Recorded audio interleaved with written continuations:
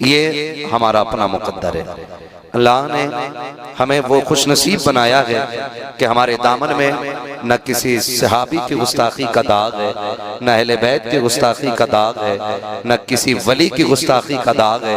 हम वो लोग हैं जो हर वली को मानते हैं, साथ मौला अली को माना करते हैं, और सिर्फ मौला अली को नहीं, मुस्तफ़ा के 4 यारों को माना करते हैं, हुजूर के हर सहाबी को माना करते हैं। और हम हमेशा कहते हैं हर सहाबी नबी जन्नती जन्नती। वही बोले जिसका ये अकीदा हो, हर सहाबी नबी। पीछे वाले लोग अगर अधकचड़े बैठे हैं तो मुझे कोई एतराज नहीं है, और मैं कभी ये नहीं कहता हूँ फलां को उठा के भगा दो, फलां को बैठा लो। मैं तो कहता हूँ जिसकी मर्जी चाहे बैठे आकर के। यहाँ छुपा के बात नहीं होती, यहाँ छाप के बात होती है। और अल्लाह का शुक्र है हम उस पक्के और सच्चे अकीदे वाले लोग हैं कि जो आंखें खोल के इंसाफ का चश्मा लगा के हमारी बात सुन लेना तो महफिल खत्म होते होते उसे कहना पड़ता है मैं मुजरिम हूँ आका मुझे साथ ले लो, कि रस्ते में हैं जा बजा थाने वाले।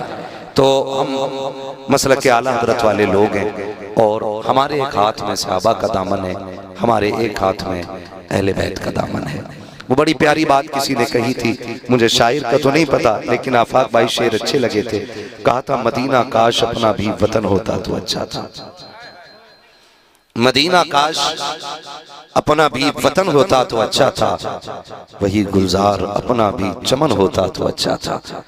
निकल जाता हमारा दम नबी का नाम ले लेकर, मदीने में मेरा गोरो कफन होता तो अच्छा था, मदीने में मेरा गोरो कफन होता तो अच्छा था। हुजूर ने फरमाया हो सके तो मेरे मदीने में आके मर जाना, हो सके तो मेरे मदीने में आके मर जाना, और अगर यहाँ ना मर सको तो मेरे मदीने में मरने की तमन्ना लेके मर जाना, हो सके तो मेरे मदीने में मर जाना। और आका यहाँ ना मर सके, हुक्म हुआ फिर अगर यहाँ ना मर सको तो मदीने में मरने की तमन्ना लेके मर जाना। फिर क्या मिलेगा? हुजूर फरमाते हैं क़यामत में जो मेरे मदीने में मरेगा ना वो मेरे साथ उठाया जाएगा। हुजूर जो यहाँ न मर सका, फरमाया जो कहीं भी मरे मेरे मदीने की तमन्ना लेके मर जाए, वो दफन हिंदुस्तान में होगा, उठाया मदीने के कब्रिस्तान से जाएगा। वो पता नहीं किसने कहा था, तैबा से दूर रहकर गर दफन हो गया तो पहुंचेगा मेरा लाशा करवट बदल बदल कर। ये हैदर परवाज पहुंचेगा मेरा लाशा करवट बदल बदल के। हम वो लोग हैं जिन्हें हुजूर के शहर की मिट्टी भी बड़ी प्यारी है। शहर की मिट्टी बड़ी बात है, हमें हुजूर के शहर का नाम बड़ा प्यारा है। सोचो तो सही, हम जिसके शहर से इतना प्यार करते हैं उसके सहाबा से कितना प्यार करते होंगे, हम उसकी अहले बैत से कितना प्यार करते होंगे। आज नजर लग गई उम्मत को, चंद फितने हमारे बीच चले आए, कुछ लोगों ने सहाबा का नाम लेकर के अहले बैत के खिलाफ बकवास शुरू की और कौम को टुकड़ों में बांट दिया। फिर एक जमात ऐसी निकली जिसने अहले बैत का सहारा लेकर के सहाबा के खिलाफ बकवास शुरू की, फिर एक टुकड़ा और कर दिया गया। याद रखिएगा जन्नत में वही जाएगा जो सहाबा का भी वफादार होगा, मुस्तफा की अहले बैत का भी वफादार होगा, ये याद रखिएगा। और इस तरह के जितने भी फितने परवर लोग हैं हमें उन सब से बच के रहना है, उन सब से बच के रहना है। हमें अपना अकीदा वही रखना है जो इमाम इश्क मोहब्बत ने हमें समझा दिया है। हाँ, हम इसलिए आला हज़रत के गीत नहीं गाते कि साहब वहां से हमें 6 माही फीस मिल रही है या मंथली वहां से नजराना आ रहा है, इसलिए नहीं। हम इसलिए मानते हैं आला हज़रत को, इसलिए मानते हैं कि डाल दी कल्ब में अज़मत मुस्तफ़ा, सैयदी आला हज़रत पे, सैयदी आला हज़रत पे लाखों सलाम। तो ये तमाम नजरियों की हिफाजत तो हमारी की है ना, तो इमाम इश्क मोहब्बत ने की, सरकार आला हज़रत ने की। आज जो कौम को नजर लगी ना, ये चंद ऐसे लोगों की वजह से लग गई जिन्होंने कहा हमें इमाम अहमद रजा की जरूरत नहीं। बहुत गौर से मेरी बात सुनिएगा, जब ये बात कही गई ना हमें इमाम अहमद रजा की जरूरत नहीं, हमारे लिए कुरान काफी है, तो कुरान कहता है युदिल्लु बिही कसीरम व यहदी बिही कसीरा। भाई आपसे मैं कहना चाहता हूं, आला हज़रत से जो नफरतें पैदा हुई ना ये ताज्जुब की बुनियाद पे हुई है। वरना लोग थक गए उनको पढ़ते पढ़ते, पीएचडी डॉक्टर बन गए उनको पढ़ने के बाद। अल्लाह ने इल्म के 4 चांद उनके सीनों में लगा दिए और उनको इसलिए तमगा दे दिया गया पीएचडी और डॉक्टर होने का, क्योंकि उन्होंने आला हजरत की जिंदगी पर तहकीक की। बता, जिसकी जिंदगी पर रिसर्च करना आदमी को डॉक्टर बना देता है, फिर उस इमाम अहमद रजा के कारनामे ने अहमद रजा को कितना बड़ा बनाया। आज समझने की जरूरत है, आज समझने की जरूरत है। लेकिन आ गया ताज्जुब सिर्फ इस चीज पे कि हर जगह आला हजरत का नाम क्यों, आला हजरत का नाम क्यों, हमारा नाम क्यों नहीं। हमारी खानकाह तुमसे पुरानी है, हमारा पीर खाना तुमसे पुराना है, हमारे पीर और मुर्शिद तुमसे पुराने हैं। हम जानते हैं शाकिब आप पुराने हैं, आपकी खानकाह पुरानी है, लेकिन जो काम मेरे इमाम अहमद रजा ने किया है वो बड़ा निराला काम किया है, वो बड़ा अनोखा काम किया है। खुदा की कसम खा के कहता हूँ, इमाम अहमद रजा को इसलिए तस्लीम नहीं किया जाता है कि वो मजार के मुजाबिर है, इसलिए नहीं माना गया कि खानकाह के सज्जादा नशीन है, बल्कि इसलिए माना गया कि मुस्तफा की अजमतों पे जब कीचड़ उठाला गया, उस कीचड़ के आगे और अजमत के बीच में दीवार बन के जो सबसे पहले आया है उसी जात को अहमद रजा खान कहा। मुझे कोई मतलब नहीं कौन क्या मानता है, मैं गाली देने नहीं आया। पढ़ो आला हजरत को, निकलो बाहर। ताज्जुब की बुनियाद पे हमें नहीं मानते, हम पुराने, हम पुराने। आला हज़रत का नारा क्यों लग रहा है? पूरी जिंदगी उन्होंने हुजूर का नारा लगाया। क्या कहते रहे? तेरी नस्ल पाक में है। बोले सारे, तेरी नस्ल पाक में है, तेरी नस्ल पाक में है। तू है ने नूर तेरा, तू है ने नूर तेरा, सब घराना नूर का। आज भांग पीने वाला हमें बताता है कि अली कौन। चरस पी के लोग बताते हैं अली कौन। हम उनसे पूछेंगे जिन्हें भांग के नशे में अपना नाम याद ना रखे, वो अली का नाम बताएगा। और मैं तो कहता हूं चरस और भांग पीने वाले को हक नहीं है वो मेरे मौलाए कायनात का नाम ले, इसलिए कि वो नाम इतना पाक है। 1000 बार बशोयम दहन से मुश्को गुलाब, हुनूज नामे तू गुफ्तन कमाले बेअदबी। झगड़े डाल दिए लोगों ने, झगड़े। और ये हमारे घर के अंदर के झगड़े। अगर किसी गैर ने ये आग लगाई होती तो सब्र होता कि गैर ने लगाई, हमारे अपनों ने ये आग लगाई, अपनों ने आग लगाई। जो बदस्तार पहन के हमारे बीच खाने और बैठने वालों ने कहा नहीं नहीं नहीं, गलत तो हुआ था अली के साथ, गलत तो हुआ था, हजरत उमर को नहीं करना चाहिए था। हम बताते नहीं, किताब में तो है। इन चीजों से आग लग गई, दिल के पपोले जल उठे सीने के दाग से, इस घर को आग लग गई घर के चिराग से। आज लोग एतराज करते हैं। मैं तो एक बात खुल के कहता हूँ, अगर सहाबा की जिंदगी पे एतराज किया जाए तो फिर एतराज मुस्तफा की दरसगाह पे होता है जाकर के, सीधा हुजूर की दरसगाह पे एतराज होता है। मेरा शागिर्द गलती करे, गिरबान मेरा पकड़ा जाएगा। हजरत का शागिर्द गलती करे, गिरबान इनका पकड़ा जाएगा। इमाम साहब का शागिर्द गलती करे, गिरबान इनका पकड़ा जाएगा। लोग कहेंगे क्या पढ़ाया था, और कहते माज़अल्लाह अबू बकर सिद्दीक ने हक मारा। तो क्या मतलब हुजूर ने क्या पढ़ाया था, क्या सिखाया था हुजूर ने? तो इस तरह की फितना परवर बातें लाकर के हमारी कौम में आग लगा दी गई।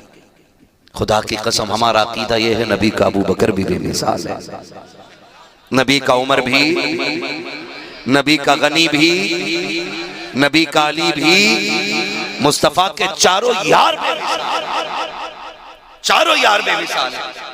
और वो भोंकते हैं उनकी अजमत पे जिनका रत्ती भर दीन पे कुछ नहीं लगा,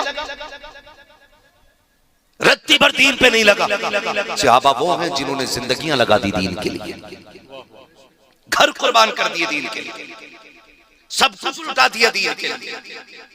जो भौंकते हैं अबू बकर सिद्दीक की जात पे, अगर उनसे चंदा मांग लो ना, कहता टूटे हुए नहीं। और अबू बकर वो है, मेरे नबी ने कहा था दीन को जरूरत है माल की, एक सुई भी ढूंढ के अबू बकर सिद्दीक ले आए थे और सारा इलाका हुजूर की खिदमत में पेश कर दिया था। हुजूर ने कहा था घर क्या छोड़ा है, तो अबू बकर सिद्दीक ने क्या कहा, मैं घर अल्लाह और उसका रसूल छोड़ आया। ये जुमले थे और ये कुर्बानियां थी। आज हम अपनी कुर्बानियों को देखें, और फिर अपनी जबानों का अंदाजा लगाएं, बोलते कितना और करते कितना। हजरत उमर आधा लेकर के चले आए, आधा लेकर के चले आए, हुजूर की बारगाह में पेश कर दिया। सोचा ये था जब अबू बकर से जीत जाऊंगा, लेकिन लाके जब देखा ना तो उमर आधा लाए थे, अबू बकर सारा ही लाए थे। हाँ, तो ये सहाबा की जिंदगी रही और ये उनकी कुर्बानियां रही। दीन ऐसे नहीं पहुंचा हम तक, हलवे खा के दीन हम तक नहीं आया, जर्दे खा के नहीं आया।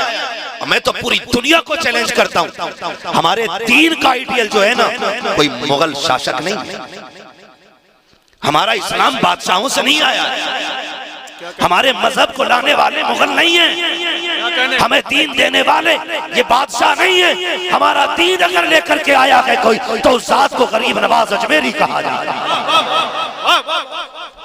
हमारे मजहब को समझने के लिए किसी मुगल की जिंदगी, किसी बादशाह की जिंदगी उखाड़ोगे तुम? ये सिखाते हमें दीन। हमने दीन सीखा है नबी के अबू बकर से, इश्क भी उन्हीं से सीखा है, प्यार भी उन्हीं से सीखा है, मोहब्बत भी उन्हीं से सीखी है। कितना प्यार, कितना प्यार, तारीख गवाह है। हुजूर ने हिजरत फरमाई, बिस्तर पे किसको लिटाया? बोले हजरते अली को। साथ किसके चले? ये जितने लोग उमरा करके आए ना, इनसे जाके गारे शोर की ऊंचाई पूछो, कितनी ऊंचाई है। अबू बकर सिद्दीक हुजूर को कंधे पे बैठा के पंजों के बल चले। आज बड़े बड़ों की पिंडलियां दर्द कर जाती है, सिद्दीक पंजों पे लेके चले और जाके दरवाजे के बाहर उतारा। हुजूर अंदर मैं जाता हूं। क्यों? हुजूर मैं देखूं ना अंदर सफाई है कि नहीं। एक बात तो समझ में आ गई, जिस दिल में हुजूर आते हैं उस दिल में पहले अबू बकर आया करते हैं। जब तक अबू बकर मुआयना नहीं कर लेते हुजूर अंदर जवाब नहीं भाई, हुजूर अंदर आते ही नहीं है। अबू बकर सिद्दीक अंदर गए। आज लोग पगड़ियां बचाते हैं, हुजूर की अजमत में भौंका गया, लोग मसला समझ के बैठे रह गए खानकाहों में। किसी ने पगड़ी बचाई, किसी ने जुब्बा बचाया। अबू बकर तेरी अजमतों पे कुर्बान जाऊं। कार के अंदर गए, सुराख देके अमामे के टुकड़े किए, एक एक सुराख बंद किया और बता दिया लोगों, जब बात मुस्तफा की हो तो अमामे नहीं बचाए जाएंगे, बल्कि मुस्तफा की अजमत और नामूस पे पहरे दिए। नारे तकबीर, नारे रिसालत, मसलके आला हजरत, अज़मते मुस्तफा। माशाअल्लाह, बहुत अच्छे, वाह। एक एक सुराख बंद किया, किस चीज से? अमामा। क्या कहने, वाह फाड़ के एक एक सुराख। हुजूर आ जाएं, सफाई हो गई है। हजरत अबू बकर सिद्दीक अंदर, हुजूर आ गए। फिर देखो, गोद अबू बकर की, सर मेरे मुस्तफा का था। ऐसा नसीब हो तो ला के दिखा, तेरी 70 पुश्तों में इतनी नेकियां नहीं होंगी जितनी एक गार में नेकी मेरे अबू बकर सिद्दीक ने कर डाली है। एक बंदा ला के 70 पुश्तों की सारी नेकियां उठा, मैं अबू बकर की वो गोद वाली नेकी लेके आता हूं।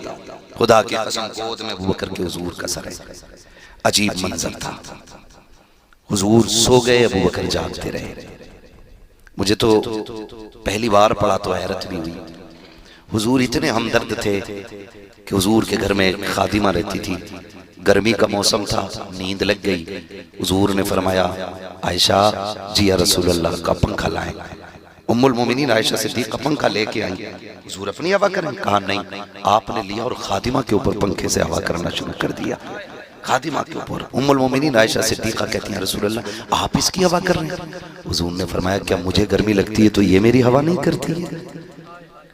इस अखलाक का पैकर जो खातिमा की अपने हाथ से पंखे से हवा करे, आज वो सो गया। अबू बकर या रसूलल्लाह राज क्या है? एक दिन मैंने पूछा था ना, अबू बकर तेरी ख्वाहिश क्या क्या है?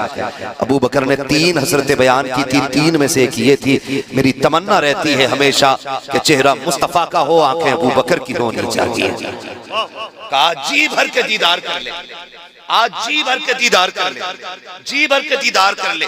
इसलिए मुस्तफा सो गए, अबू बकर जियारत करते रहे। तारीख गवाह है, वाकया सुनाना मकसूद नहीं है। सांप आया, डस लिया। जब सांप ने डसा, पैर नहीं हिलाया, आपने जंबिश तक नहीं दी, कहीं मुस्तफा की नींद में खलल ना पड़ जाए, कहीं नींद में खलल ना आ जाए। जब आंसू टपके और मुस्तफा के रुखसार पे गिरे, आका करीम ने आंख खोली। अबू बकर क्या बात है, तो ये भी तो कह सकते थे आका लगता है किसी चीज ने काट लिया है, लेकिन बात करने का अदब देखिए। सरकार अबू बकर सिद्दीक कहते हैं, फिदा का भी व उम्मी या रसूल अल्लाह, आका मेरे माँ बाप आप पे कुर्बान हो जाए। पहले ये तमहीद बांधी जा रही है बात से, ये नहीं कहा जा रहा है आका जान को खतरा हो गया है। कहते हैं फिदा का भी व उम्मी या रसूल अल्लाह, आका मेरे माँ बाप आप पे कुर्बान हो जाए। क्या हो गया है? कहा सरकार लगता है मुझे सांप ने डस लिया है। मुस्तफा उठे, अपना लुआब लगाया, अबू बकर सिद्दीक ठीक हो गए। अल्लाह अकबर, तारीख गवाह है जो ये कहते हैं नबी किसी को कुछ नहीं देते। मैं पूछना चाहता हूँ, देख तो सकी लुआब लग जा रहा है, शिफा मिल जा रही है, तो क्या गलत कहा मेरे इमाम ने? आपने कहा था जिनके तलवों का धोबन है, आबे गया है वो जाने मसीहा, हमारा नबी। मेरा इमाम कहता है कौन देता है, देने को मुँह चाहिए, देने वाला है सच्चा हमारा। नारे तकबीर, नारे रिसालत, मसलके आला हजरत अल्लामा मुफ्ती हम्माद रजा साहब कुल्ला। नारे तकबीर, नारे रिसालत। वाह, हुजूर ने लुआब लगाया। ठीक, अगली बात कर लूं अगर इजाजत हो।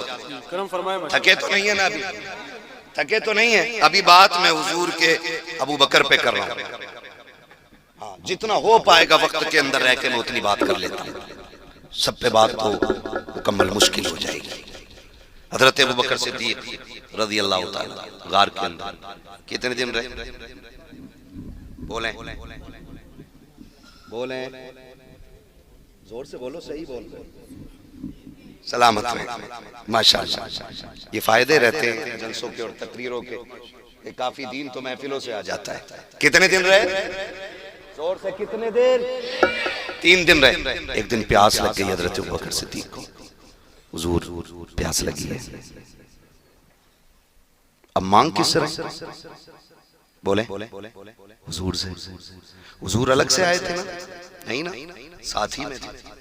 आका कहते थे अबू बकर जहां तू वहां मैं, जो तेरा हाल वो मेरा हाल, मैं पानी की दर से लाऊं। हुजूर ने मुस्कुरा के देखा, फरमाया जाओ गार के बीच में चले जाओ, वहां पानी अपनी प्यास बुझा लो। गार साफ की थी हजरत अबू बकर सिद्दीक ने, और पानी पूछ रहे हैं हुजूर से, और आका बता भी दे। तो अबू बकर सिद्दीक ये भी तो कह सकते थे हुजूर मैं और आप ही हैं, मैंने सफाई की पूरी गार की और पानी किधर। लेकिन सहाबी थे, उन्हें पता था तुम्हारे मुंह से जो निकली वो बात होके रही। उठे और गए, बीच गार में पहुंचे, पानी का प्याला रखा हुआ था, पिया, आ गए, पानी पी लिया था, बात खत्म हो जाती। भाई मुझे हजरत भेजा कि जाइए खाना खा के आ जाइए, मैं आ जाऊं, खा लिया। फिर ये तो नहीं पूछेंगे ना बताइए खाया कि नहीं खाया, क्योंकि भेजा ही इन्होंने। अब हुजूर क्या कहते हैं, बात खत्म हो जानी थी। अबू बकर पी लिया पानी का, जी या रसूल अल्लाह का, था कैसा? ये क्यों पूछ रहे था कैसा? इसका मतलब कुछ नया था, तभी तो पूछा गया था कैसा पानी। अबू बकर सिद्दीक कहते हुजूर मैंने उसे हाथ लगाया तो बर्फ की तरह ठंडा था। हुजूर मैंने उसको करीब किया ना और देखा ना तो दूध से ज्यादा सफेद, और जब मुंह के करीब लाया उसकी महक थी मुश्क से ज्यादा तेज, होठों से लगाया तो मिठास शहद से ज्यादा थी।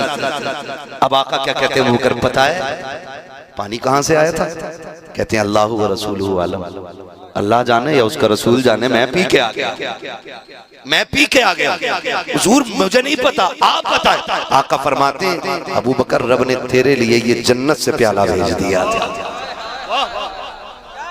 अब मुझे ये बताइए जो मुस्तफा का यारे गार भी हो, मुस्तफा का यारे मजार भी हो, और जिसको मुस्तफा जिंदगी में जन्नत के हौज़े कौसर के प्याले अता कर दे, जो उन्हें जहन्नमी कहे वो जन्नती कैसे हो सकता है? हो सकता है वो पक्का जहन्नमी है जो नबी के अबू बकर को जहन्नमी कह के पुकारे।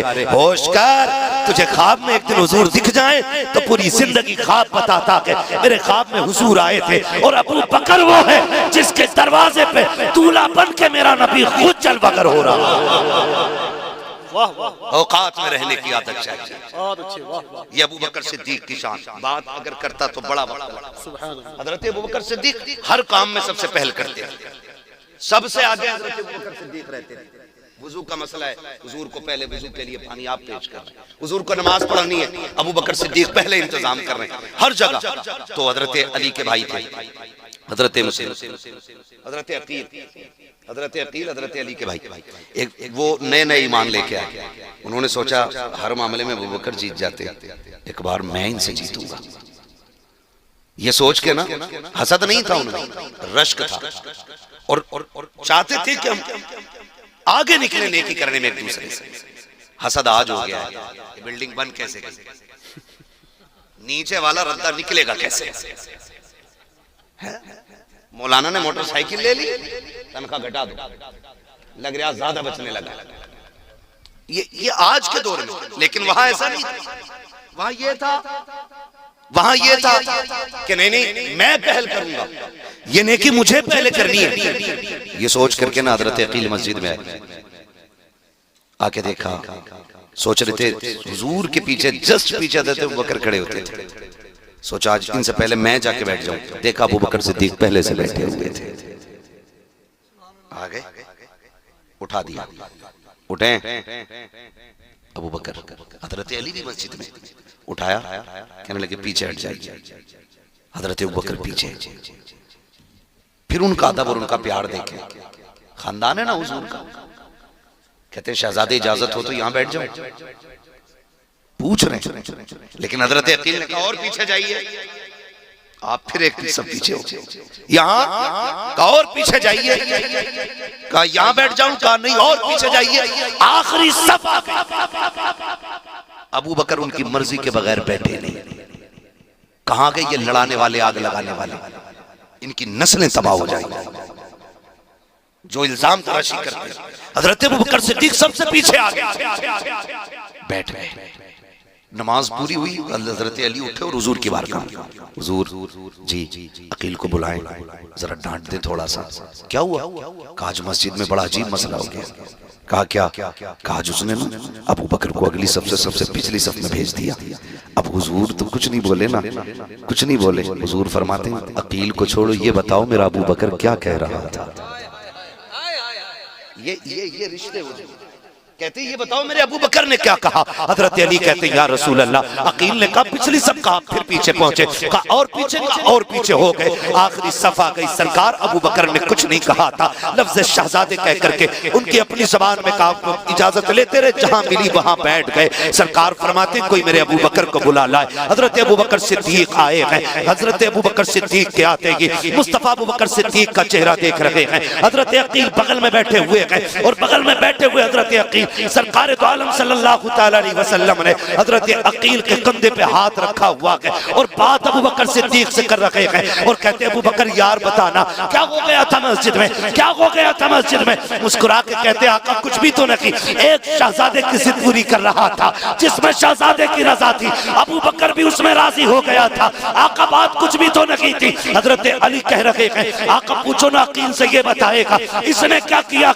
आका करीम ने अबू बकर से पूछा अबू बकर कोई तकलीफ? का सरकार कोई तकलीफ न की, हम तो आपकी हर मर्जी पर राजी हैं। इतनी बात जब फाइनल हो गई, अब मुस्तफा ने हजरत अकील के कंधे पे हाथ रख के कहा था अकील तुझे पता है मेरा अबू बकर कौन है? सुन अबू बकर वो है जब मक्के में मुझ पे लोगों ने हमले किए थे, अबू बकर ने अपना जिस्म पेश किया था। तुझे बताऊं अबू बकर कौन है? जब कांटे बिछाए जाते थे मेरी राह के कांटे अबू बकर ने चुने थे। तू जानता है अकील अबू बकर कौन है? सुन जब हिजरत की रात आई थी तो सवारी मेरे लिए देने वाला अबू बकर था। तुझे पता है ये कौन है जो कार में 3 दिन मेरे साथ रहा? अबू बकर वो है जिसे सांप ने काटा, अबू बकर वो है जिसका सफर मेरे साथ रहा। तुम्हें पता है अकील अबू बकर कौन है? जिस मस्जिद में बैठा है तू बैठा इसमें है, लेकिन इस मस्जिद की कीमत मेरे अबू बकर सिद्दीक ने अदा की।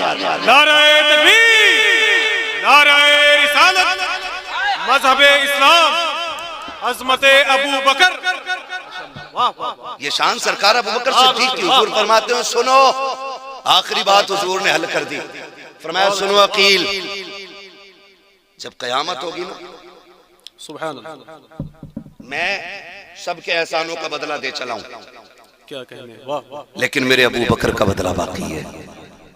कहा ये मैं नहीं दूंगा, मैं हाथ पकड़ के लेके जाऊंगा अबू बकर का रब की बारगाह में। मैं कहूंगा मालिक मैं सबके बदले दे के आया हूं, अबू बकर के एहसान का बदला तू अता फरमा दे। तो शुक्र है हम उमर वाले भी हैं, हम अबू बकर वाले भी हैं, हम मौला अली वाले भी हैं, हम उस्मान गनी वाले भी हैं, हम मुस्तफ़ा के सारे यारों को मानते हैं, हुजूर के सारे वफादारों को मानते हैं। आज ज़रूरत हमारे लिए जो सबसे अहम है वो ये है कि हमें हुजूर के सहाबा की जिंदगी को अपनी जिंदगी में उतारना है। ये सबसे ज्यादा अहम बात है। सबसे ज्यादा अहम बात यह है कि हुजूर का किरदार हमें अपनी जिंदगी में लाना है। हम कोशिश ये करें कि हमारी सुबह शाम ऐसे होने चाहिए जिससे खुदा भी राजी हो और मदीने वाला मुस्तफ़ा भी राजी हो।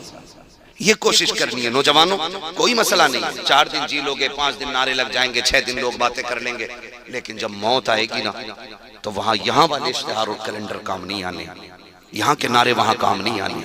वहां सिर्फ एक सिक्का चलता है और वो सिक्का मेरे नबी की गुलामी का सिक्का है, वो हुजूर की गुलामी का सिक्का है। कामयाब वो नहीं है जिसने 4 बीघे जमीन छोड़ी, आगे पीछे अपनी बिल्डिंग और इमारतें छोड़ गया। कामयाब वो है जो अपने पीछे छोड़ी जाने वाली औलाद को मुस्तफा का वफादार बना के छोड़ गया है। वो सबसे ज्यादा कामयाब आदमी, सबसे ज्यादा कामयाब जिसकी जिंदगी ऐसी है। आज ना हमें तो मालूम ही नहीं, दीन हमने जो है ना अपनी मर्जी के मुताबिक बना रखा है, मर्जी के मुताबिक। कुरान कहता या अय्युहल्लज़ीना आमनू उदखुलू फिस्सिल्मि काफ़ा, ए ईमान वालों पूरी तरह से इस्लाम में दाखिल हो जाओ। तुम्हारा जाहिर भी इस्लामिक होना चाहिए और तुम्हारा बातिन भी इस्लामिक होना चाहिए, पूरे पूरे हो जाओ। ये नहीं जलसों में तो हम दीन पे हैं और यहाँ से निकले आ गई बारात, बज गया बाजा, डीजे चल रहा है, फिर भी हम मुसलमान हैं। पूरे पूरे दाखिल हो जाओ, हर जगह हर लम्हा हमें लोग देख के ये न कहें कि पता नहीं कौन जा रहा है, हमारा किरदार बता दे मुस्तफा का वफादार जा रहा है। ऐसी जिंदगी हमें गुजारनी है। सबसे ज्यादा जरूरी इस वक्त है तो वो यही है कि आका करीम का किरदार लोगों के सामने रखा जाए। ये तमाम जिम्मेदार लोग बैठे हुए, मैं पूरी जिम्मेदारी के साथ कह सकता हूं कि हम हमारे सजदे देख के लोग मुसलमान नहीं होंगे, हमारे रोजे देख के लोग मुसलमान नहीं होंगे। ये तो हमारी वो फर्ज इबादत है जो हमें खुल के छुप के हर हाल में करनी है। लेकिन जानते हो सबसे बड़ा असर जो पड़ता है वो किरदार का पड़ता है, अखलाक का पड़ता है। आज तक कोरोना था ना, हाँ कोरोना का ही तो दौर था जो मुस्लिम नौजवानों ने पानी जब पिलाया था रोड पे चढ़ के, तो जात देख के नहीं पिलाया था, प्याज देख के पिलाया था। आज तक उसकी मिसाल नहीं मिलती है। क्यों? क्योंकि अखलाक जो है ना ये दूर तक जाता है। आप किससे कैसे मिलते इसका असर सबसे ज्यादा पड़ता है। आपके रवैये लोगों के साथ कहते हैं इसका सबसे ज्यादा असर पड़ता है। लेकिन आज अखलाक की सबसे बड़ी कमी है, सबसे बड़ी कमी अखलाक की। मैं कहूं अगर मुझे जगह ना मिले ना यहाँ बैठने की तो मैं नीचे बैठ जाऊंगा, तो मैं सबको गाली दूंगा ऊपर वालों को। मेरे जैसे आदमी को ऊपर बैठने की जगह नहीं। ये मामला है। और अगर हमारे समाज का कोई थोड़ा सा मशहूर आदमी आ जाए तो वो चाह रहा है मेरा बाप भी मेरे लिए उठ के खड़ा हो, वो इस्तकबाल करे हमारा। नहीं, ये बिल्कुल नहीं होना चाहिए। हुजूर का किरदार आप देखें, हुजूर का किरदार। हुजूर की बारगाह में जब अदी बिन हातिम आए हुजूर की बारगाह में और आका करीम को चेक करने के लिए आए थे कि मेरी बहन ने जो कहा है वो सच है कि नहीं। सिर्फ चेक करने आए थे, हुजूर की बारगाह में आए, बैठने की जगह नहीं थी। हुजूर की बारगाह में महफिल लगी हुई थी, जगह नहीं बची थी। मुस्तफा ने मुजम्मिल वाली चादर दी। इसका क्या करना है? मेरा नबी फरमाता इसे बिछा के बैठ जाओ। हैरत में पड़ गए अदी बिन हातिम, ऐसा तो आज तक कोई देखा ही नहीं। फिर उन्होंने चादर को लिया और सीने से लगाया। कहा महबूब ये बिछाने के लिए नहीं है तो सीने से लगाने के लिए। कहा जब इतना बड़ा आदमी होते हुए अखलाक इतना आला है कि अपनी चादर बिछाने दे दे, फिर जो दीन वो लेके आया होगा वो दीन कितना आला रखा होगा। तो ये चीजें होती हैं जो हमें मजबूत करेंगी, ये चीजें होंगी जो हमें बेहतर करेंगी। आज ना नए नए गालिबन अदद तकरीर में कह रहे थे कि वो क्या है, सास के साथ शादी कर ली किसी ने, दामाद लेके निकल लिया भाई। ये बात चल रही थी। मैं आपसे एक बात कहूं, मैं एक बात जानता हूं, जो भी शरीयत की हदें तोड़ेगा वो रुसवा और जलील जरूर होगा। ये क्लियर। जो भी शरीयत की हदें तोड़ेगा उसे रुसवा होना है। अगर आप एहतियात नहीं रखेंगे तो फिर ये जिल्लत हमारा मुकद्दर बनेगी, फिर ये जिल्लत हमारा मुकद्दर बनेगी और कोई बचा नहीं सकता। बड़ी अच्छी बात कही थी हमने, करोड़ों रुपए मज़ारों में तो लगा लिए, गुंबद भी हमने बना लिया, संगे मरमर भी हमने बना लगाए, लेकिन अपनी कौम को एक ऐसा इदारा नहीं दे पाए जिसमें बेटियों की भी इज्जतें महफूज रह सकें और बेटों की जिंदगियां महफूज रह सकें। ये सबसे बड़ा फुकदान हमारी कौम का, ये सबसे बड़ा नुकसान हमारी कौम को पहुंचा है। खुदारा थोड़ा सा होश के नाखून लें और इदारे मजबूत करें, इदारे मजबूत करें। और अब तो मजबूत क्या, जो हैं उन पे आ बनी हुई, अब तो वो खतरे में आ गए जो हैं, नए बननी तो बड़ी बात है। जबकि हमारे इदारे लोगों में शराफत तकसीम करते हैं, प्यार बांटते हैं, मोहब्बत बांटते हैं, हुजूर का किरदार लोगों तक पहुंचाते हैं। मैं आपसे कहना चाहता हूं, अपने बच्चों को दीन दीजिए, हुजूर का किरदार इनके सामने रखिए और इन्हें पढ़ाइए और ये भी बताइए कि एक सबक याद रखना कि मोहम्मद से वफा तूने तो हम तेरे हैं, ये जहां चीज है क्या लो हो कलम तेरे हैं।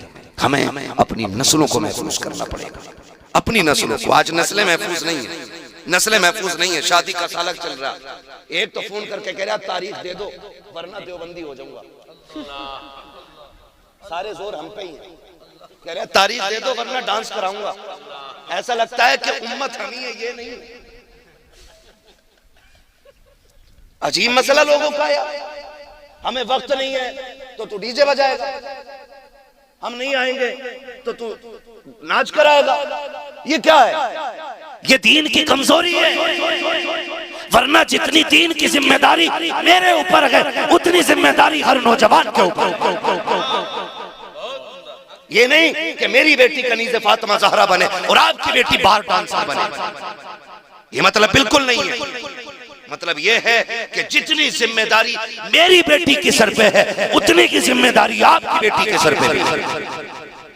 लेकिन किधर जा रहे हैं? तारीख दो वरना डीजे बजवाऊंगा। बजवा ले, हमारे बाप का क्या जाए। कल तो हद कर दी, परसों फोन करके कह रहा तारीख दे दो वरना वहां भी हो जाऊंगा। इससे क्या मसला है? कोई रास्ता ही नहीं बचा। ये हालात ऐसे बनते चले जा रहे। दीन को पहचानिए, दीन की जिम्मेदारी हर बंदे के सर के ऊपर है। हर किसी को जवाब देना दीन का काम कितना करके आए, काम कितना करके आए। शान मोहम्मद साहब आपने जलसा किया है ना? महराज साहब आपने महफिल सजाई थी, इतने मेहमानों का इंतजाम एहतमाम किया था। सारे काम सिर्फ यही करेंगे तो फिर सुभान अल्लाह कहने का हक कम से कम आने वालों का तो बनता है कि नहीं बनता है? वो भी यही कहेंगे। लोग कहेंगे नहीं नहीं ये तो सबका बनता है, ठीक है ना? तो आपसे मैं इतनी गुजारिश करना चाहता हूँ, खुदारा घरों के हालात बेहतर करें और बेटियों से जाके बता दें मर्दों से ज्यादा बेटियों का दुरुस्त होना जरूरी है। समझ रहे हैं? मर्द 98% नेक हो तो बीवी का 99 नहीं बल्कि 100% नेक होना जरूरी है। इसलिए कि बच्चों के साथ बाप कम रहता है, मां ज्यादा रहता है। बाप का असर बच्चे पे कम और मां का असर कैसा होता है ये तो आप भी जानते होंगे ना। ये कोई मैं आसमान के ऊपर की बात थोड़ी बता रहा हूं। और बच्चों की तबीयत जो माइल होती है वो मां की तरफ ज्यादा होती है। आप देखो तलाक बीवी लेती है ना तो बच्चे मां की तरफ भागते कि रहना मां के साथ। क्यों? क्योंकि उनकी तबीयत का मैलान होता कि मां की तरफ ज्यादा है। तो बाप से ज्यादा मां का नेक होना जरूरी है। और जबकि अब्बा का 12 घंटे कमाने में गुजरता है, अम्मा के 6 घंटे मोबाइल पे गुजर रहे हैं। हाँ, सीरियल कज़ा नहीं हो सकता इसका भाई, सही कह रहा हूं। ये कंडीशन है इनकी। 5 मिनट पहले आटा गूंद के रख देते, हाथ धो के फ्रेश होके क्या अब सीरियल नाटक आने वाला वो जरूर देखना है। और बूढ़ी बूढ़ी सबसे आगे बैठती है, वहां सदारत होती है, आंखों में देखो अब दिखता नहीं है साफ, लेकिन सबसे आगे बैठ के करी लल्ली अब बता अब क्या हो रहा है, अब क्या हो रहा है, अब क्या हो रहा है। इस बूढ़ी से क्या ईशा पड़ी है, का घुटने काम नहीं करते, फजर पड़ी है, मुसल्ला नहीं दिखता। ओ मेरी माँ हैरत कर, तुझे टीवी दिखती है, रब का कुरान नहीं दिखता, तुझे टीवी दिखती है, मुसल्ला नजर नहीं आता, मौत का वक्त करीब आ गया है, अब तो तौबा कर ले वरना सब होंगे, तुझे बचाने वाला कोई नजर नहीं आएगा। जाओ जाके बताओ बेटियों से, और जितनी बेटियां, अगर मौलवी कोई तकरीर कर देना कि बेटियों को क्या जरूरत है, कहा मौलवियों के तो पेट में आग लगे, ये बात की जाती है। और कुछ कहते ना इनकी सोच गंदी है मौलवियों की, इनका दिमाग वहां चला गया जो हम सोचते नहीं, ये बातें लोग करते हैं। हाथ जोड़ के कहता हूं, अगर इस्लाम ने पर्दे का हुक्म दिया है तो शक नहीं किया आप पे, शक नहीं किया कि अगर शक की बुनियाद पे पर्दे का हुक्म होता ना तो मेरा नबी अपनी फातिमा से ज्यादा किस पे यकीन करता था? बताओ कोई, मेरे नबी को अपनी आयशा से ज्यादा किस पे भरोसा, जिसकी तारत में, जिसकी पाकीज़गी में रब ने कुरान में आयतें नाज़िल की, उससे ज्यादा पारसा को। लेकिन जानते हो, आज कह दो ना कि भाई बेटियों को पर्दे में रखना, तो मालूम है कि सोची गलत, ये तो सोचते ही गलत नहीं सोचते। मेरे लाल मेरे साथ रह के देख, 8 दिन कितने आके 3 बजे कहते हैं रात से बेटी 2:30 बजे से गायब है, तावीज दे दो लौट के आ जाए, कोई कहता फजर में चली गई है, कोई कहता 3 बजे चली गई है। हाथ जोड़ के कहता हूँ ये जो भाग रही है ना 3 बजे 2 बजे 8 बजे रात में उठ के कहता किसी को पता न चल जाए, ये वो जूता तेरे मुंह पे लग गया है कि इसे छुपाए नहीं छुपाया जा सकता है। और तुम क्या समझते हो एक रात का तावीज भागी हुई बेटी को ले आएगा?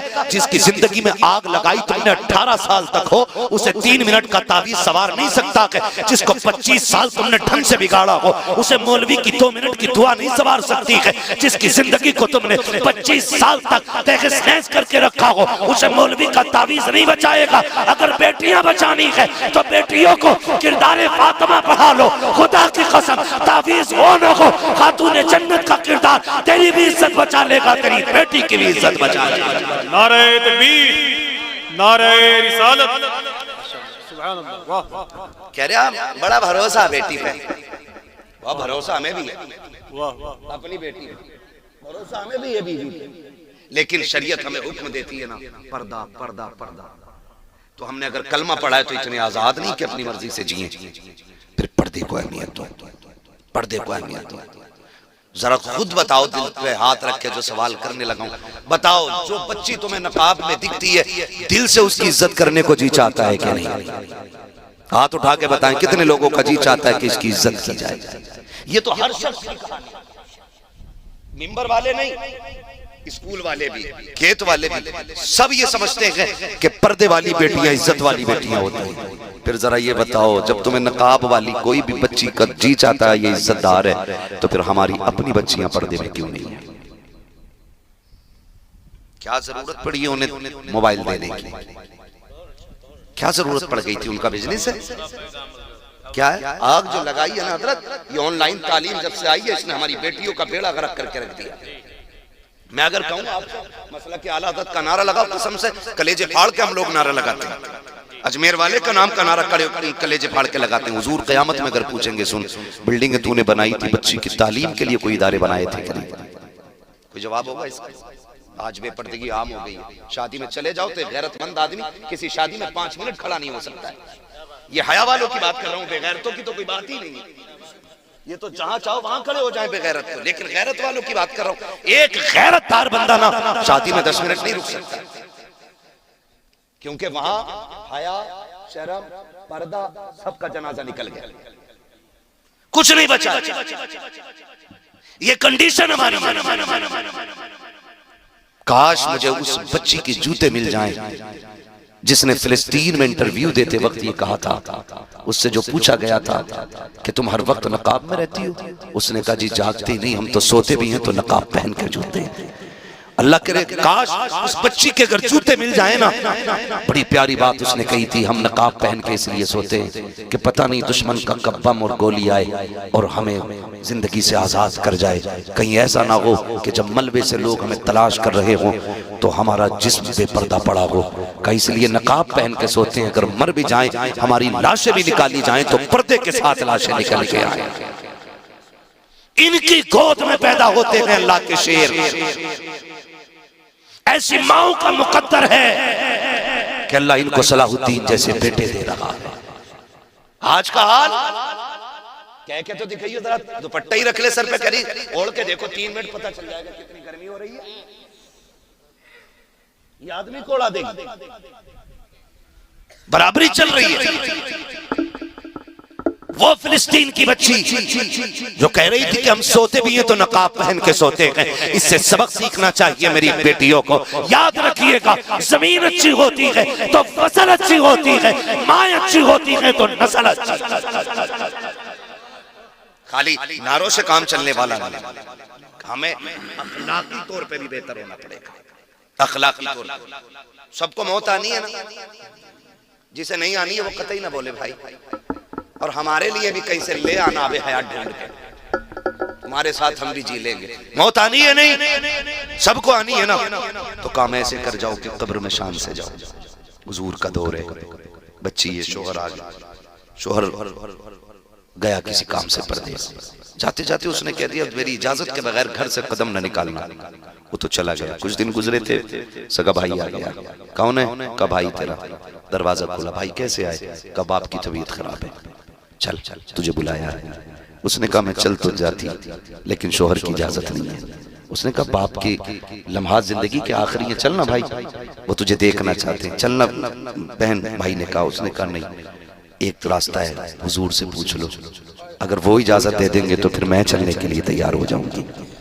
भाई गया हुजूर की चौखट पे, आका मेरी बहन है और शोहर ऐसे से कह के चला गया, आप इजाजत दें तो ले जाऊं। मुस्तफा कहते हैं जिसे शोहर ने इजाजत नहीं दी उसे मोहम्मद भी इजाजत नहीं देगा। आज मुझे बताओ तो सही हो। कहती है तू रोक के दिखाइए, रोक के दिखाइए, खा लेगा क्या रोटी? डर के मारे वो जबरदस्ती इजाजत ले। यहाँ इतने प्रदर्शन करके हम एक बात गवर्नमेंट से नहीं मनवा पा रहे, वो खाली बस रोटी का एक ताना दिया और बंदा के ठीक है भाई ले ये बैग तेरा, तू ये कंडीशन। औरत क्या कहती है? हुजूर अगर इजाजत दें तो मैं चली जाऊं। आका के इरशाद करीम में आना, अगर शोहर ने इजाजत नहीं दिया तो फिर मैं भी इजाजत नहीं दे सकता। ये मुस्तफा ने कहा। कुछ दिन फिर भाई आया, क्या आप क्या हुआ? का बाप का इंतकाल हो गया, अब तो चल का भी नहीं जा सकती, कोई सूरत हो तो फिर मुझे दिखा दिया जाए। जनाजा तैयार हुआ, बेटी के दरवाजे पे आ गया। जब बेटी के दरवाजे पे आया, भाई ने कहा तो चेहरा देख ले, का बाहर नहीं आ सकती, अंदर लेके आओ। जैसे जनाजा बाप का अंदर आया ना तो बेटी बेटी हुआ करती है। बाप के चेहरे से कफन हटाया, माथा चूम के रोने लग गई। चंद आंसू बाप के चेहरे पे गिरे और उसके बाद नजर उठा के कहा मालिक तू जानता है ना इससे मेरा रिश्ता क्या है? ये मेरा बाप है, इससे मेरा खूनी रिश्ता है, इसके जरिए मैं दुनिया में आई हूँ। लेकिन मेरे परवरदिगार, मैंने तेरी शरीयत के लिए अपने बाप की ज़ियारत तक को ठुकरा दिया है। अल्लाह अगर तू मेरे इस अमल से राजी है तो मेरे बाप की मग़फ़िरत फरमा दे। इधर जनाजा उठा है, उधर मुस्तफा की आंख में आंसू आ गए। आका से सहाबा ने कहा आप क्यों रोए? सरकार कहते हैं जाओ उस बेटी को खुशखबरी दे दो, अल्लाह ने इस अमल के बदले में उसके बाप को जन्नती बना डाला। अगर बेटियां पारसा होती हैं तो अल्लाह बाप को जन्नती बना दे। क्या बनेगा उन अब्बा का जिन्होंने मार्केट से वो सूट ला के दिया कि जिसको पहने और बेपहने में कोई फर्क नहीं होता है। इसलिए हर बंदा जिम्मेदार है, पर्दे को लाजिम करो। और बेटियों से सिर्फ एक बात कह दो, ये जो जिंदगी है ना, इस जिंदगी में आने का मतलब है अल्लाह रसूल की रजा, अल्लाह रसूल की रजा। और जो बेटियां मुर्तद हो रही हैं ना गाड़ियों के चक्कर में और सोने के चक्कर में और होटलों के चक्कर में, खाने पीने के चक्कर में, सिर्फ एक बात जान लीजिएगा, ये चंद दिन के मेहमान हैं, हम फिर आखिरत का सामना करना है। इसलिए जाओ बेटियों को पर्दे की तलकीन करो। नौजवानों से गुजारिश है कि अपनी नजरों को फारसा कर लो, इतना खूबसूरत बना लो तुम अपनी नजरों को कि लोग तुम पे अपनों से ज्यादा भरोसा करने लग जाएं। ये दौर भी इस्लाम ने देखा है, ये दौर भी देखा कि गैर मुसलमानों पे इतना भरोसा करते थे कि बेटियां उनके हवाले कर जाते थे, बेटियां उनके हवाले कर जाते हैं, हम परदेश जा रहे हैं बेटी आपके हवाले। लेकिन आज दौर कैसा है, हमारी बेटियां हम ही से महफूज नहीं है, हम किससे बात करें, हम किससे करें। खुदारा आप नजरों की हिफाजत करें और अपने आप को इतना बदल दें, इतना बदल दें कि लोग यकीन करने पर मजबूर हो जाएं कि मुसलमान से ज्यादा पारसा कोई कौम नहीं हुआ करती है। करेंगे इंशाअल्लाह। अपने मेरे कहने से आप वली नहीं हो जाएंगे, आपके कहने से मैं वली नहीं हो जाऊंगा। ये जो अंदर बैठा है ना सबसे बड़ा मुफ्ती, इससे पूछा करो हम कैसे हैं। खुद से पूछ मैं कैसा हूं, ये बताएगा हम कैसे हैं। आप मेरी तारीफ करते हैं तो इससे मेरे रुतबे बुलंद नहीं होंगे, आप मुझे गाली दे दें तो मैं घट नहीं जाऊंगा। बात ये है कि ये बताता असल क्या है। इसलिए हर बंदा अपना मुहासबा करे, अपने आप को बेहतर करे। फरमाया गया ईमान वालों पूरे पूरे इस्लाम में दाखिल हो जाओ, पूरे पूरे इस्लाम में दाखिल होना है। हमें अपना जाहिर भी हुजूर की पसंद के मुताबिक करना है और अपने बातिन को भी हुजूर की पसंद के मुताबिक करना है। ये कोशिश कीजिएगा। शादी ब्याह होंगे तो अब डीजे वीजे बजता तो नहीं है, यहाँ नहीं बचता है ना, खुदा सलामत रखे। और जहां जहां जिसकी रिश्तेदारी हो वहां तक ये पैगाम पहुंचना चाहिए कि हम हुजूर के निकाह को सुन्नत समझते हैं और उस सुन्नत को हम इस तरह से राइज करते हैं कि कोई भी काम शरीयत के खिलाफ हमारे घरों में नहीं होता है। ये पैगाम वहां तक पहुंचना चाहिए। जहां जहां आप जाते हो, जिस जिससे आप मिलते हो, और तब्दीली इतनी लाइए, इतनी तब्दीली लाइए कि अब कम से कम ये कहना ना पड़े न समझोगे तो मिट जाओगे हिंदी मुसलमानों, तुम्हारी दास्तान तक भी ना होगी दास्तानों में। कितनी बातें हम आपसे बहुत ज्यादा नहीं कह पा रहे हैं, बस आपसे इतनी गुजारिश है। हम जो बैत अक़दस का मसला है, उस मसले में जो हाल इस वक्त गजा का है, वहाँ के बच्चे और बच्चियों का है, हम उनके लिए कुछ भी नहीं कर सकते तो दुआ जरूर कर सकते हैं। उनके लिए खास करके दुआ करें, खास करके दुआ करें। खास करके वो किसी ने ना एक कुत्ते को ना शीशा खिला दिया था कि काटे, पूरी कौम ने बैठ के लिखा था किसी एक नौजवान के ऊपर कि देखिए इंसानियत को शर्मिंदा कर दिया, जानवर के साथ ये किया, जानवर के साथ ये किया, सब लिखने पे आ गए थे। लेकिन आज फिलिस्तीन पे कोई लिखने को तैयार नहीं, लिखने को तैयार नहीं। मैं अगर अपने मन की बात करूं ना, मेरा मन चाहता ही नहीं है उन शायरों को सुनूं जिनकी जबान पे फिलिस्तीन का तराना रहा। ये मैं अपनी बात कर रहा हूँ। मैं समझता हूँ इससे बेहतर सिर्फ कुरान सुनो, जिनकी जबान पे फिलिस्तीन का तज़किरा ना हो उन्हें सुनने का भी हक नहीं है। वो खतीब जो सिर्फ अपनी तकरीर के जोहर दिखाएं, उनकी भी बात में सुनने को बिल्कुल रवादार नहीं हो। बात उसकी होगी जो खुदा के दीन की बात करेगा। अब अगर डर है तो डरिए, अगर हमारे मुकद्दर में फांसी है तो हम मरने के लिए तैयार हैं। कम से कम फिलिस्तीन के लिए दुआ करें। कुछ नहीं कर सकते तो दुआ करें, और दुआ के बाद अगला काम क्या करना है, वो चीज जो भी है जो इजराइल के कारखाने से बन के आ रही है उसका सख्त बाइकाट किया गया। हो सकता है कोई अक्लमंद यहाँ बैठा हो, क्या कहे, क्या फर्क पड़ेगा था, एक दो आदमी ना पिएगा तो। हमें फर्क से मतलब नहीं है, हमें मतलब उससे है हम उन कुत्तों की कोई भी चीज नहीं लेंगे जिनके हाथ बैत अक़दस के मुहाफिजों के खून में भीगे हुए हैं। हमें मतलब इस बात से, मतलब इस बात से। वो एक बच्ची को देख रहा था, मैं सोचता हूँ कहीं ऐसा ना हो। एक साहब ने मुझे बताया, माफ कीजिएगा अगर किसी को कड़वी लग जाए बात, उम्रे पे एक साहब गए, वो लौट के आए, मैंने उनसे कहा कोई बात बताओ, उन्होंने बातें बताई, उन्होंने कहा बड़ा अच्छा लगता होगा, सारी बातें अच्छी होती, कहा एक बात में बड़ी कमी लगी। मैंने कहा क्या? उन्होंने कहा खाना बहुत फेंका जाता है। तो मैं सोच के ना पसीना आ गया। मैंने कहा अगर कयामत में हुजूर ने पूछ लिया तुम मेरे मदीने में चक्कर लगा रहे थे और क्विंटलों खाना फेंक देते थे, जबकि मेरे मस्जिद अक्सा के गिरदो रवाह में रहने वाले मुजाहिदीन एक दाने को तरस रहे थे, तो जहन्नम में जाने के लिए इतना ही सवाल काफी हो जाएगा। सीधी सी बात, दर्द पैदा करो दिलों में, दर्द। अगर दर्द नहीं है तो फिर रोया करो उठ के कि इस सीने में दर्द क्यों है। अजीब मंजर, वो उस बच्ची ने क्या कहा ना, तो जाके शिकायत करूंगी इस उम्मत की। याद है ना वो जुमले, याद रख लेना कितनी लंबी लंबी दाढ़ियां हो जाएं, कुर्ते जितने चाहो नीचे पहन लो, जितने चाहो माथे पे ठप्पे लगा लो। फिलिस्तीन की उस औरत ने कहा था, या रसूल अल्लाह, कयामत में इन मुसलमानों की बख्शिश न कराना, इनकी शफाअत न कराना।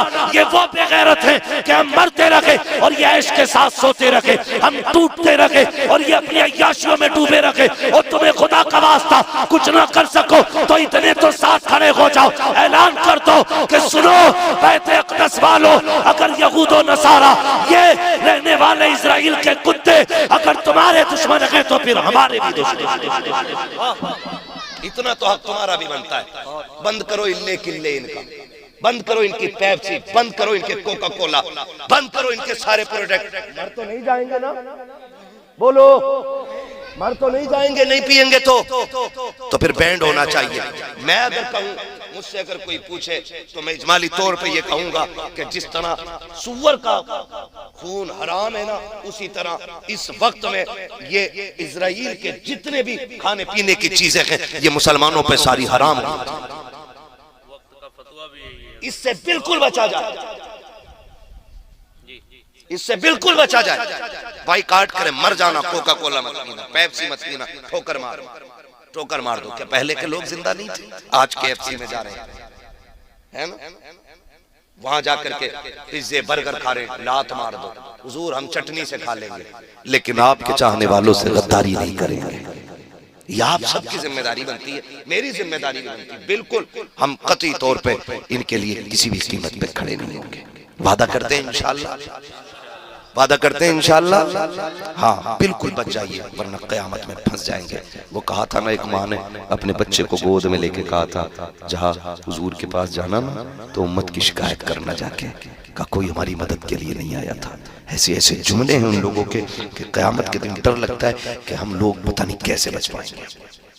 इसलिए हम उनके लिए दुआ करें, उन बच्चों के लिए दुआ करें जो भूखे हैं, प्यासे हैं। अल्लाह उनकी खैर से मदद फरमाए, अल्लाह उनके लिए रिज़्क़ का इंतज़ाम करे, अल्लाह उनकी जान की हिफाजत अता फरमा दे। ठीक है ना जी, वक्त काफ़ी हो गया है, बस आखिर में फरमाइश थी हुजूर का शजरा पढ़ दिया जाए और बात ख़त्म कर ली जाए। पढ़ दूँ मैं, अगर ना थके हूँ तो पढ़ दूँ मैं? घुटने छोड़ दो भाई, जवानी में पकड़ोगे भी सही, इस उम्र में घुटने पकड़ोगे तो फिर हो गया नहीं। जवानी 12वीं पे झंडा लगा के ऐसे हिला रहा, कह रहा गाड़ेंगे भाई गाड़ेंगे, और झंडे से ज्यादा खुद हिल गया। सही बता रहा, ये जवानियां रह गई हैं। 3 बजे तक मोबाइल चलाएंगे तो घुटने नहीं पकड़ेंगे तो क्या सर पकड़ेंगे? समझ रहे मेरी? मजबूत रहिए, टाइम से सोइए और टाइम से जागिए, ये भी कंपलसरी होना चाहिए। 3 बजे तक। और मैच, पबजी, पागल कर दिया लोगों को इसने। ईशा पढ़ के फौरन सो जाया करो, फजर में उठ जाया करो, फजर बाद बिजनेस का आगाज कर दिया करो, 10 बजे का इंतजार न किया करो। हुजूर ने फरमाया, अल्लाह मेरी उम्मत के सुबह के वक्त में बरकत अता फरमा। इसका मतलब ये था कि जो सुबह उठेगा अल्लाह उसको बरकत अता फरमा देगा। उठेंगे इंशाअल्लाह सवेरा, है ना, जल्दी सोएंगे। इनके अब्बाओं के नाम लिख ले, पूछ रहा लड़का कितने बजे सो रहा है, तो लड़का खुद कहेगा अब्बा तो खुद 3:30 बजे सोए थे हमारे। ये कंडीशन है हमारी कौम। तो टाइम से सोएंगे, टाइम से उठेंगे इंशाअल्लाह। और जलसों को इतना मुख्तसर कर लो, इतना मुख्तसर कर लो कि सुबह उठ के मजदूर मजदूरी पे चला जाए, बिजनेसमैन बिजनेस के लिए चला जाए, ताकि हम अपने बच्चों को हलाल रोजी खिलाते रहें। ये 3 बजे तक 4 बजे तक के जलसों से कोई नतीजा नहीं मिलेगा। इन्हें मुख्तसर कीजिए, कम वक्त में जलसे कीजिए, ताकि सही वक्त में बंदा उठ के फजर की नमाज भी पढ़ सके। करेंगे इंशाअल्लाह ऐसा ही। ये कमेटी वाले हमारे भाई बैठे ना अभी, शान भाई किधर है? अच्छा आमिर भाई करवट में, क्या नाम है? महराज भाई, ये करवट वाले हैं ना। अल्लाह सलामत रखे। ये आपकी जिम्मेदारी, आइंदा जलसा बहुत लंबा नहीं होना चाहिए। इतना मुख्तसर के फजर में बंदा सो के उठ जाए, और या फिर इतना लंबा के फजर यहाँ पढ़ के जाए। कौन से वाले पे अमल करोगे? पढ़ के जाओगे? बहुत अच्छे लोग हैं माशाअल्लाह। मौलवियों को भी कहीं करना चाहिए, ठीक है ना। तो या तो इतनी लंबी महफिल हो कि फजर पढ़ के उठो, और या फिर इतनी मुख्तसर हो कि आप उठ के फजर पढ़। आप उठ के फजर पढ़ लें, ताकि हमारी जिंदगी में जो रोजमर्रा के मशागिल हैं वो हमारे मुकम्मल वक्त से होते रहे। ठीक है ना। अब मैं अल्लाह तूने घुटने पकड़ लिए, मेरा इन चीजों से बड़ा सर में दर्द होता है यार। बोलो चलो सुभान अल्लाह। मुझे भी पता वक्त बहुत ज्यादा हो गया है, मुझे 2 बजे तक का वक्त बताया गया था, लेकिन अब क्या करें, थोड़ी सी तरतीब ऐसी थी कि वक्त आउट हो गया और नहीं वक्त पे हो पाई बात। ठीक है ना। 2:30 बजने वाले, जरा बोलते हैं सारे सुभान अल्लाह। इधर वाले क्यों नहीं बोल रहे भाई? खाली लंगर के सारे तो नहीं आए थे, घर से खा पी के आए थे, तो फिर जो खा के आए वो बोले जरा सुभान अल्लाह। हम लोगों की थकन मुर्ग मुसल्लम और बकरों से नहीं उतरती है, हम लोगों की थकन सुभान अल्लाह से उतरा करती है ना। इतनी जोर से सुभान अल्लाह कह दो कि बनारस सॉरी इलाहाबाद तक थकन नहीं लगनी चाहिए, माशाअल्लाह। और जब हाथ का इशारा हो ना तो समझ जाना मौलवी क्या चाह रहा है। क्या चाह रहा है मौलवी? मौलवी चाह रहा है सांस लेना। भाई बात साफ सही रहती है।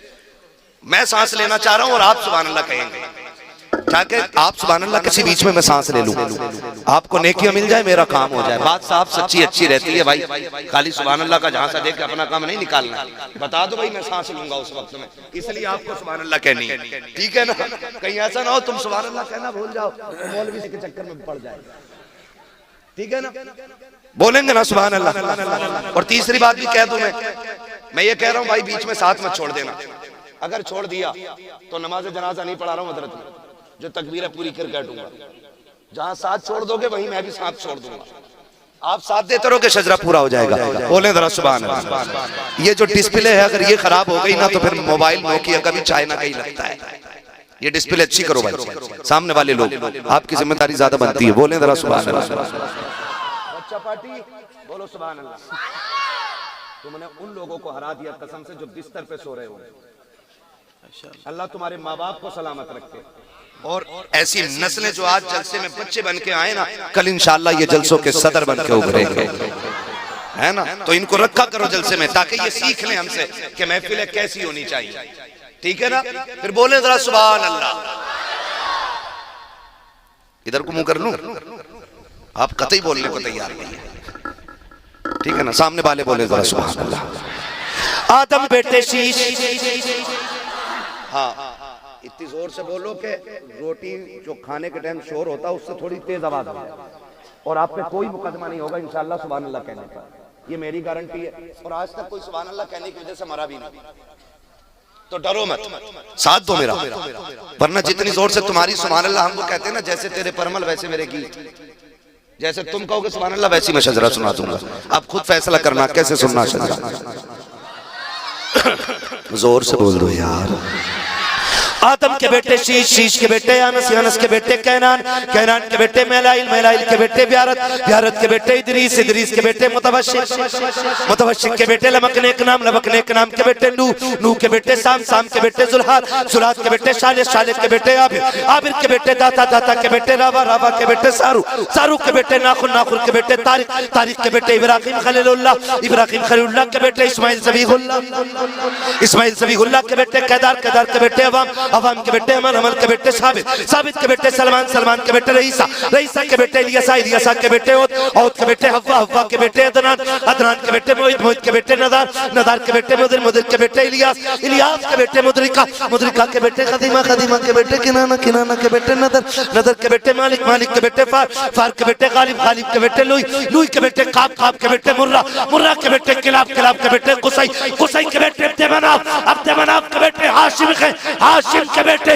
अब्दुल मुत्तलिब के, अब्दुल मुत्तलिब के बेटे अब्दुल्लाह के, अब्दुल्लाह के बेटे मोहम्मद रसूलुल्लाह।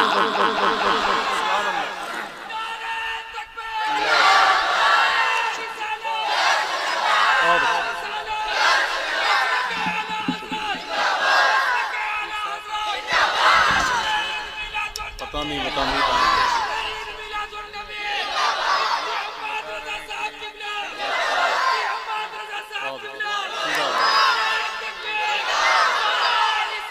या रसूलुल्लाह। या रसूल। दोस्तों बस पूरी तकरीर का महासल ये है, मेरी पूरी तकरीर का निचोड़ दो बातों में ख़त्म कर लूँ। वो ये है कि जब तक जिंदा रहना है मसलक अहले सुन्नत, मसलक आला हजरत पे जिंदा रहना है। न हम सहाबा का दामन छोड़ेंगे, न अहले बैत का दामन छोड़ेंगे। वादा करते हैं ना इंशाअल्लाह, ठीक है ना। हम जमाने को बताएंगे कि अली अली भी हमसे अच्छा कोई करना जानता ही नहीं है, ठीक है ना। हम अली के हैं, अली हमारे हैं, ठीक है ना। अल्लाह सलामत रखे। और अगली बात जो मैंने कही, नौजवान अपने अंदर हुजूर का किरदार लेकर के आए। बेटियों से इतनी गुजारिश है कि